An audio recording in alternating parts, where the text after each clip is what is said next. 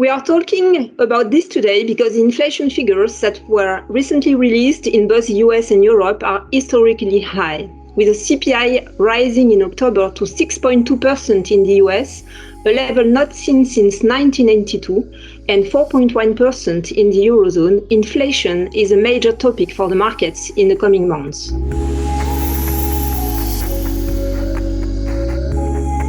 The economic crisis linked to the COVID pandemic was a flash crisis.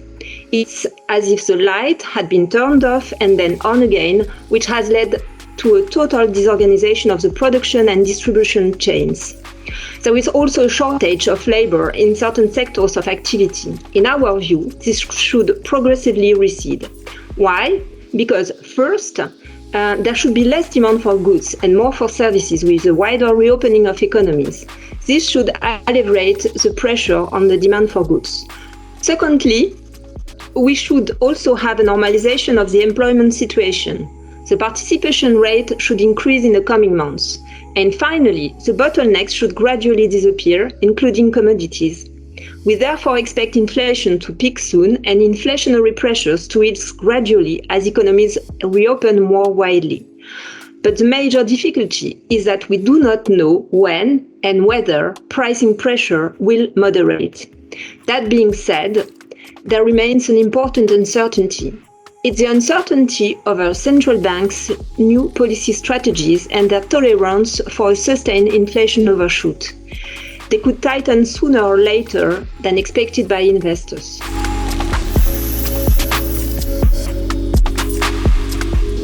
When inflation results in an increase in nominal rates, it has an impact on the valuation of assets. The discount rate for cash flow increases, which results in a decrease in their current valuation.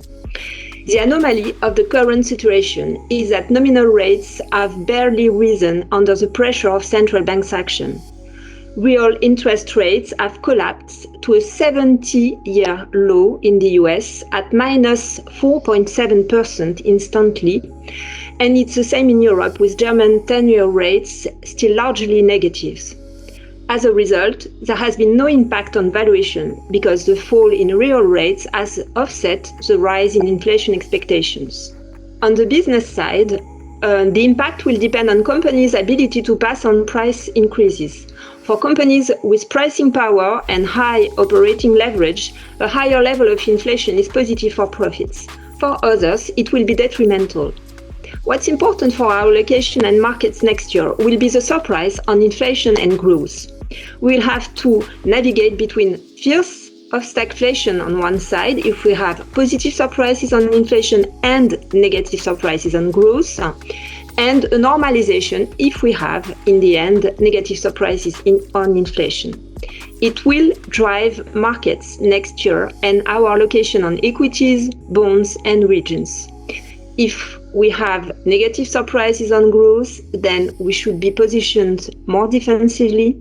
If we have positive surprises on inflation, then increase our allocation to real assets, such as commodities or real estate.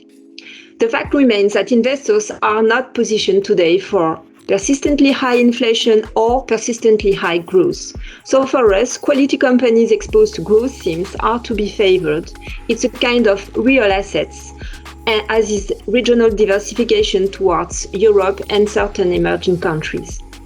Real assets such as commodities and real estate should do well if we continue to have positive surprises on inflation.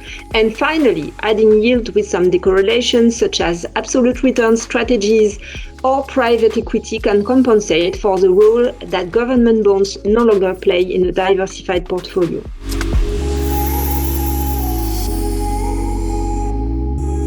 After more than 10 years of negative inflation surprises, investors may naturally tend to be complacent about inflation. It's indeed difficult to anticipate a reversal of previous trends, and it is often seen in hindsight.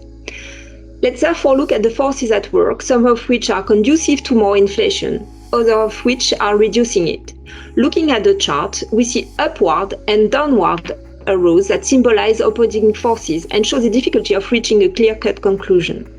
Some structural drivers of inflation, such as technological innovation, will continue to point to further disinflationary pressures. However, there are important structural factors that point to potentially higher inflation in the future. One example is globalization, which may now be turning into deglobalization.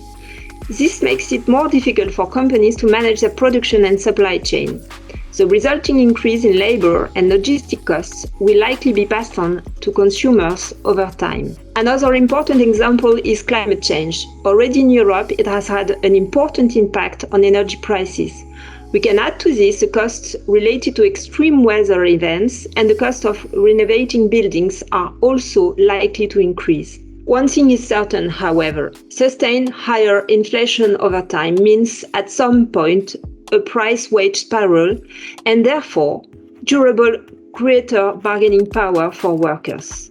This should constitute a major change compared to the pre-COVID world and is far from certain.